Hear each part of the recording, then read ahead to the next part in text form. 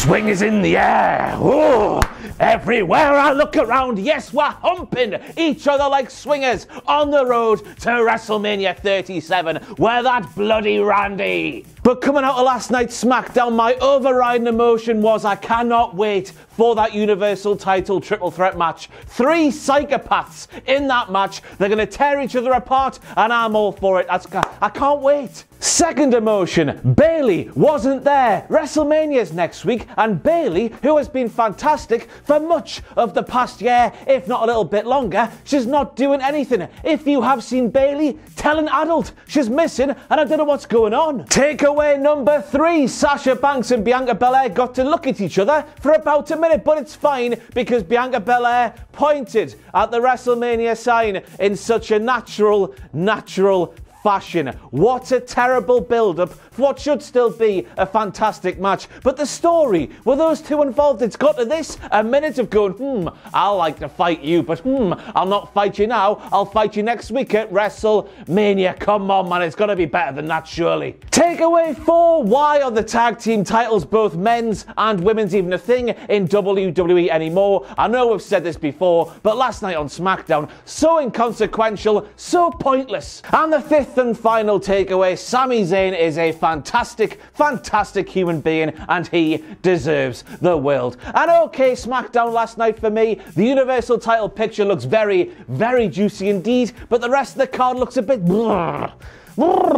bit inconsequential as me hair flops about. But I am Ross Twiddell from Cultaholic Wrestling, and these were all the WTF moments from last night's SmackDown. Intro, man, hit the intro.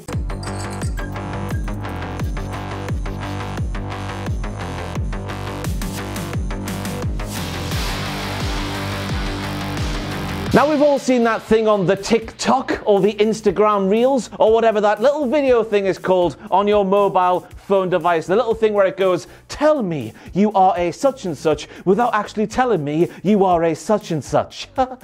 Well, Edge, tell me that you've gone full professional wrestling heel without actually telling me you've gone full professional wrestling heel. And he did that right at the start of last night's SmackDown when he came out wearing a shirt that had a massive R on, which doesn't stand for Ross as much as I want it to. It stands for Randy because he's the rated R superstar. I mean, of course, Edge did later on say in that promo on last night's SmackDown that when he looked in the mirror one day last week, he saw a dirty scoundrel looking back at him, so the rated R superstar is actually back in WWE today. But that there at the start of the show, the very start of the show, the t-shirt there, that's a little thing. Oh, Christ.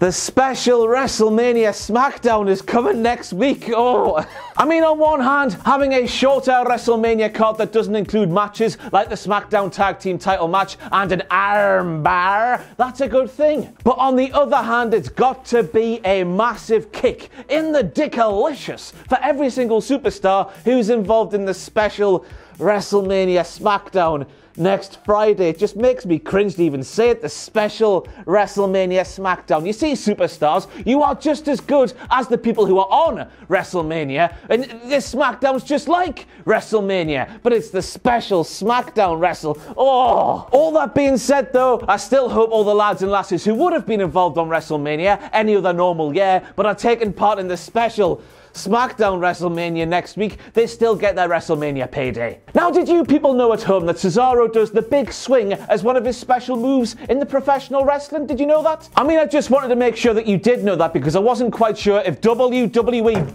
Oh, God. I've hit the ceiling. Just in case WWE didn't bash you over the head with the proverbial kiddie swing set enough during Cesaro's segment on last night's SmackDown. I've hit the ceiling once again. I mean, from Cesaro singing, swing is in the air. Oh, that was a bit cringy for my liking. Where we go next? Him standing there doing this with his finger, because that, you see, that's what happened when you do the swing. Cesaro saying that Seth Rollins is unswingable or something like that because, he actually is swingable. Cesaro saying to Seth Rollins, go on Seth, take a swing. Did you know Cesaro does a swing as a move? And it just leaves you asking the question when it comes to WWE and something good happens, which the swing is, by the way. It's a fantastic professional wrestling move. And a minor prediction for WrestleMania 37, everybody. I reckon Cesaro will swing Seth Rollins round 100 times. He's done it before. He'll do it again. but at WrestleMania, so now it'll count. But every single time, everything needs to get hammered home to the point that it's completely annoying. And I don't know about you at home, but in that segment last night, I thought Cesaro was a bit cringe and a bit annoying. Nothing to do with him, it's just the fact he had to say swing every single sentence that came out of his mouth. And I don't know about you, but I can't wait to tune into Monday Night Raw this coming Monday to see Riddle turned what's my line Riddle? Forget every single line he has to say on Raw because this week's Raw produced something funny. So the fact it did that once, we need to do it a million times again until it loses all kind of comedic effect. But then of course the commentary team and everyone else on WWE SmackDown last night, they kept calling Seth Rollins versus Cesaro Cesaro's first ever singles WrestleMania match. And what a horrible message that is to send to the rest of the WWE locker room, because as we all saw at WrestleMania 36 on the kickoff show no less, Cesaro took on Drew Gulak in what was it, everybody? A singles match. Yeah, you all did it in time there, didn't you? So basically, WWE was saying to their superstars there, you're on the WrestleMania kickoff show? That doesn't count. Ha ha ha. You know what? For a lady who is of the MMA persuasion, she does all the grappling and the tackles and the submissions and all that gnarly stuff on the MMA mats. Shayna Baszler is absolutely terrible at wrestling reversals. And the fact that's a thing in WWE, that's a massive WTF moment. If it's not somebody reversing a Karafuda clutch into a sort of reverse pinfall thing that Shayna never ever ever gets out of, we have stuff happening like it did on last night's SmackDown when Natalya and Shayna are rolling around. Shayna gets a pinfall, Natalya gets a pinfall, Shayna gets a pinfall, Natalya gets a pinfall, 1, 2, 3, and the match is over quicker than you can say submission magician, which takes quite a while, I do accept. But again, I must stress and ask the question once again, why is that a thing when it comes to Shayna Baszler in WWE? It makes no sense. As we all know, every single year, WWE fans have a go at WWE for calling Survivor Series the only time of the year where the superstars of Raw and the superstars of SmackDown go head to head. Because that's never true. But thankfully, between SmackDown's big baldy bastard Baron Corbin rocking up to this week's Monday Night Raw, and between a couple of ladies tag teams who belong to Monday Night Raw's roster turning up to SmackDown last night, we have confirmation that Survivor Series is indeed the only time of the year SmackDown's head to head. That's the catchphrase there. Logan Paul is an actor, a writer, a boxer.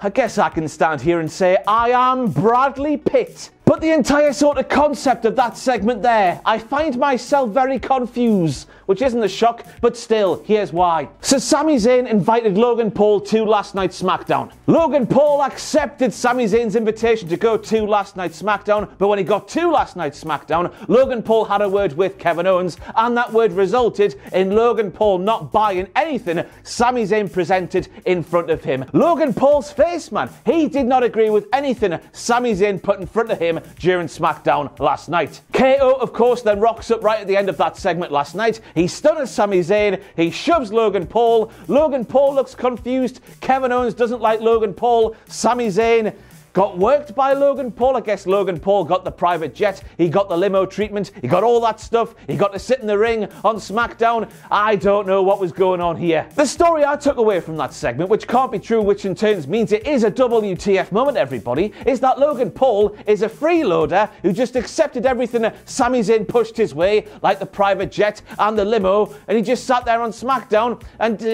what? The motivations here for everybody, they're a bit skew with, in my opinion. If you know what was going on during that segment last night, let me know. So Logan agrees with Kev, Logan doesn't agree with Sami, but Logan's still on Sami's side because KO stood at Sami. Tucky! Somebody spanked me, I thought his career was dead. Horrible thing to say, but true there. And I stand by this, right? I need to say this while I'm taking the piss out of Tucky there, because I feel bad for doing so. I stand by my opinion, right, that if there was a crowd when Tucky turned on Otis, then Tucky would have, at the very least, got a feud with Otis coming out of that entire angle. The fact there was no human beings inside the Thunderdome way back when, that didn't help Tucky's cause, because, of course, WWE really do get to push who they want to push inside the Thunderdome, don't they? Wow, what a shame for Tucker. So I've got this written down just to make sure I get it right, okay? So Carmella makes her entrance down to the ring. Corey Graves, he literally blarts right in Michael Cole's eye. Oh, it's so sticky, guys! We then go to a commercial break. We come back from the commercial break, and then Sami Zayn is attacking Kevin Owens backstage. Then we get a Bianca Belair and Sasha Banks hype package, and then we get a Bianca Belair interview, and then we go back to the ring. So Carmella's been stood there doing sweet FA for a full 25 hours. Never mind a glass of wine, everybody. Carmella, if she wanted to, could have seen off an entire keg of wine. The amount of time she was stood in that ring doing nothing. Who put that together? And then we hear the phrase "a Nigerian drum fight" uttered for the first time in WWE history, I think, probably. And when I heard that, I was thinking this is a real chance to do something cool. I'm thinking of a cinematic match here, everybody. I know, a revolutionary idea that hasn't been done at all over the past year or so. I'm thinking this match is shot in the dead of night, a very dark atmosphere, in a field somewhere, a ring of drummers, just doing all kinds of badass drumming, fire, all sorts. In the middle of that ring of drummers, we have Apollo Crews and Big E just beating the PISS out of each other. It's a fantastic aesthetic. But in reality, it just sounds like a no DQ match with a CD player playing some drum effects. Of course, let's not do that wrestling fan thing and cast any judgment until we've actually seen the thing play out. Then you cast your judgment. Just wait, everybody. I'll do the same. Go on. Don't I have the right to be bitter that Daniel Bryan is in my WrestleMania match, said the rated R superstar, Edge. And I was thinking, nay, pal, no way. It's your bloody fault, man. If you kept the inner dickhead that lives inside you in you and didn't let him spill out of you at Fastlane, and you didn't put your hands on Daniel Bryan at Fastlane, you would still probably have a singles match against Roman Reigns to look forward to at WrestleMania 37. And I tell you, I love the main event scene on SmackDown. Layered, logical, can go in different directions. All the points the superstars involved make, they all make sense no matter which way we're going. It's fantastic. More of this, please, going forward. And then we heard Edge disagreeing with something that Michael Cole said on commentary, and Edge, for some reason, I've got it written down here, says, "Maggle, you claim to be the voice of the people." And I was thinking, could you imagine if that was real? Hey guys, I'm the voice of the people. I take what the fans say and I give the fans a voice on global international television. I'm Michael Cole and I'm one of you. Thank God it's not a real thing, Edge. That's a WTF moment. Where have you got Michael Cole, voice of the people, from? And that's it, I think, for all the WTF moments from last night's SmackDown. If I have missed any, let me know what they are down below. I'm always scared that I do that. I'm always very scared that I do that. It doesn't keep me up at night. But just in case you missed the Raw WTF moments video this week on the channel, or the AEW Dynamite WTF moments video on the channel this week as well, I've made a big announcement. Thank you once again to the people who have been supportive. If you've not been supportive and not understanding, just, you know, we don't want to do this, but we sort of have to. There's not much we can do about it. We quite enjoy doing this for a living, and if that continued much longer, I'm not saying the company would be in doubt, but we're making a massive loss, and that's not a good thing. So just in case you have missed the announcement, here is the announcement in full. Thank you very much for watching once again. I'll see you next week. And just before I go today, I've got some unfortunate news to tell you, and that's the news that the Raw WTF moments videos, the SmackDown WTF moments videos, and the AEW Dynamite WTF moments videos, they will be coming to an end with the SmackDown after WrestleMania 37 video. It's not a decision we as a company wanted to make. It's not a decision I want to make. I'm not sick of making the videos. I still love making the videos, and I still love the fact that after 5 years, some people still watch them. But the horrible, sort of brutal fact of the matter is, the viewership has declined to the point where we've been making a massive loss on all of the weekly WTF moments videos for some time, and quite frankly, as a company, we cannot continue to make such a loss multiple times per week. So just to try and let you understand what the sort of process is, it takes me at least half a day to watch and put the script together and film the videos for SmackDown and AEW, a little bit longer obviously for Monday Night Raw. It then takes Richard, who edits these videos together wonderfully and has done so for the longest time. You must be sick of the sight and the sound of all of this. He's made of strong stuff, that fella. It then takes him a good couple of hours, a few hours at least, to sort of put the video together, put the green screen on, all the cuts and whatnot. Because let me tell you, it doesn't take one take every single time I step in here. It's an absolute mess. And just the sort of period of time it takes to put the video together against what we see back in terms of financials, it just means the series, in terms of the weekly stuff, is not financially viable to continue any longer. But crucially, I should say crucially, pay-per-view WTFs will be continuing. WWE and AEW pay-per-views, the WTF Moments videos for them, they will be continuing. So first of all, since you're watching this video, thank you so much for sticking by me for this long. To be honest with you, I mean, I was told at the start people will be bored of me after 2 weeks. It's been 5 years. Thank you very much. But I guess also to obviously you people watching this video who have stuck by the weekly stuff, I'm very sorry, because it's clear that I've done something to sort of drive away the viewership after all this time and just sort of make these videos not doable anymore. It just doesn't make, it's a horrible crap reality, but it doesn't make financial sense for us to be making such a loss multiple times per week. So there's the news. I think I'm going to take a bit of a hiatus from social media, because no doubt I'll be getting it the neck from people who see taking away stuff as in, boo, the bad company taking it away from us because they want to, boo. It's not because we want to. I would love to continue doing this. I still enjoy doing them multiple times per week. It's just the financials and everything going on. It's just like we need to make a decision, and I could be doing things that make more money for the channel. It's as simple as that. It's as I say, it's horrible. And hopefully you understand it's not a decision we want to make. It's a decision we've had to make, and we've held on for as long as we can. But we can't hold on any longer, so thank you, and sorry, I guess. Please be understanding. I'll see you next time.